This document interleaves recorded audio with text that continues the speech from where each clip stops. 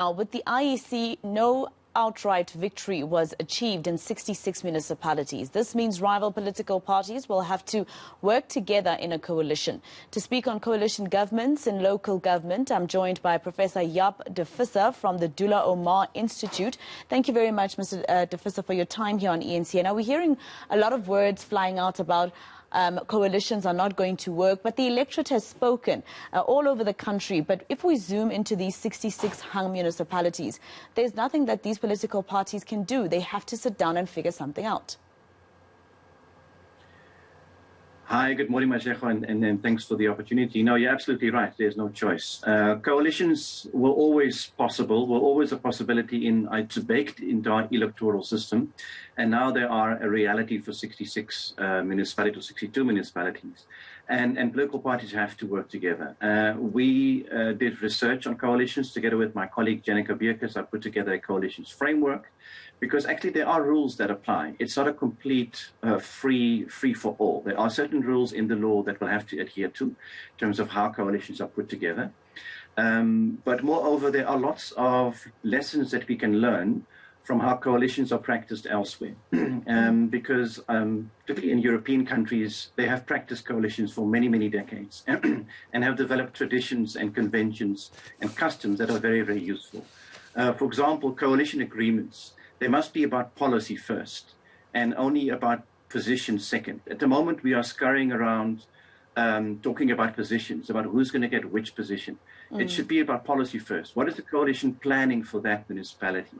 Also, those coalition agreements must be made public. The voters have a right to know, once the coalition agreement is done, what is in it, because it will also make it much more difficult for political parties to violate those agreements if they have been made public. And there are a number of other rules that we have developed that hopefully can guide the political parties and councillors in conducting these negotiations. Now, when we talk about the law, I mean, I remember the coalitions that were formed, the coalition government, rather, that was formed in Johannesburg's Ekurhuleni Metro was the ANC with 49%, and they just needed the 2% for the outright majority, right? And they, approached, one of the parties they approached was the AIC. But the AIC's decision was for the ANC to make sure that the Matatiele region, there's no demarcation there. But that goes against the demarcation board. So what are some of these laws that political parties are seemingly forgetting about?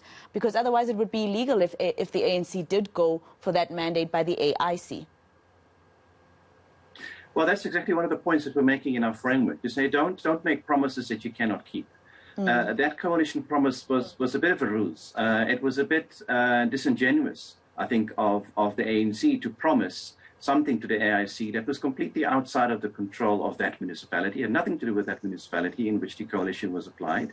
And in any event was something that required actually a change to the constitution because it's a provincial boundary. So we're saying focus the coalition policy, the coalition agreement on that municipality. What are the plans for that municipality? And also don't overcompensate the kingmaker. It's okay to give the kingmaker a bit of extra leverage, because I mean they're the ones that sometimes make it possible. But don't go all out and volunteer the mayoral chain or the speaker's hammer to a small party. That's not what the voters wanted. It goes against democracy to reward the kingmaker with the mayoral chain if that kingmaker has a very tiny representation in the council.